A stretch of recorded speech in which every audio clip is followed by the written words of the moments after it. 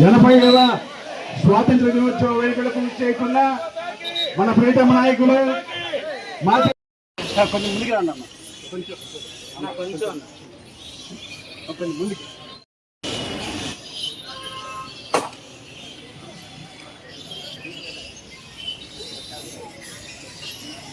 Okay,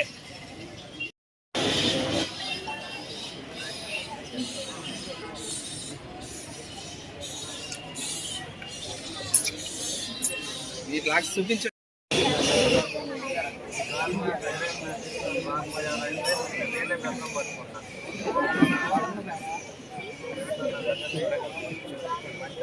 విధానాలన్నీ తుంగలో తొక్కి నిధులన్నిటినీ పంచాయతీ నిధులు ఏదైతే గాంధీజీ ఆ రోజు అన్నాడో గ్రామ స్వరాజ్యం అని చెప్పి ఆ స్వరాజ్యానికి కూడా తూట్లు పడిచిన వైనం అదే ఒక్క ఓటు.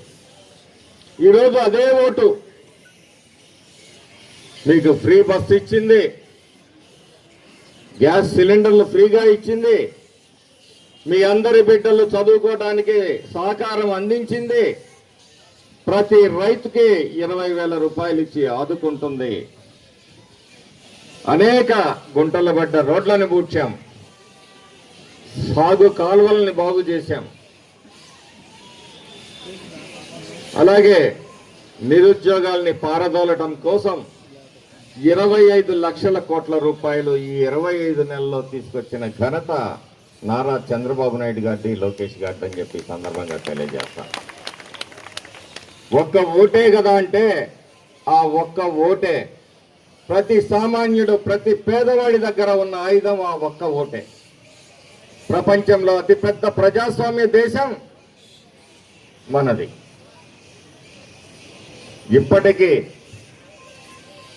మరి ఆ ఓటు విలువని తెలుసుకొని మీరందరూ కూడా జాగ్రత్తతో మసలాల్సిన అవసరం ఉంది. ఒక్క ఓటే కదా ఏముందిలే అని చెప్పేసి అనుకుంటే ఆ ఒక్క ఓటే మన భవిష్యత్తుని నిర్ణయిస్తుందనే విషయాన్ని మీరందరూ కూడా గుర్తుపెట్టుకోవాలి.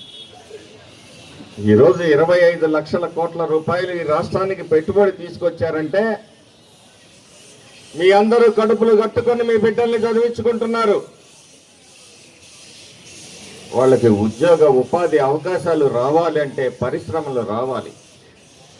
కాబట్టే పరిశ్రమలను తీసుకొని వస్తే మనం ఒక ఇల్లు కట్టాలంటేనే సంవత్సరంన్నర పడుతుంది, సంవత్సరం పడుతుంది. ఈ పరిశ్రమలన్నీ కట్టి ఆ ఫలితాలు మనందరికీ చేరాలంటే కొన్ని 2 సంవత్సరాలు పట్టచ్చు, కొన్ని 3 సంవత్సరాలుగా పట్టచ్చు, కొన్ని 5 సంవత్సరాలు పట్టచ్చు. ఒక సుస్థిరమైన పరిపాలన, ఒక మంచి నాయకుడు ఈ రాష్ట్రంలో అధికారంలో మొదలుపెట్టుకొని అందరికీ కూడా మరి పని లేని సమయాల్లో వారికి చేయూతగా ప్రభుత్వం నిలబడతా ఉంది. ఈ రాష్ట్రం అనేక ఆర్థిక సంక్షోభాలని ఎదుర్కొంటున్నప్పటికీ కూడా మన గౌరవ ముఖ్యమంత్రి వర్యులు నారా చంద్రబాబు నాయుడు గారు తన పరిపాలన అనుభవాన్ని జోడించారు, తన మేధస్సుకు పదును పెట్టారు.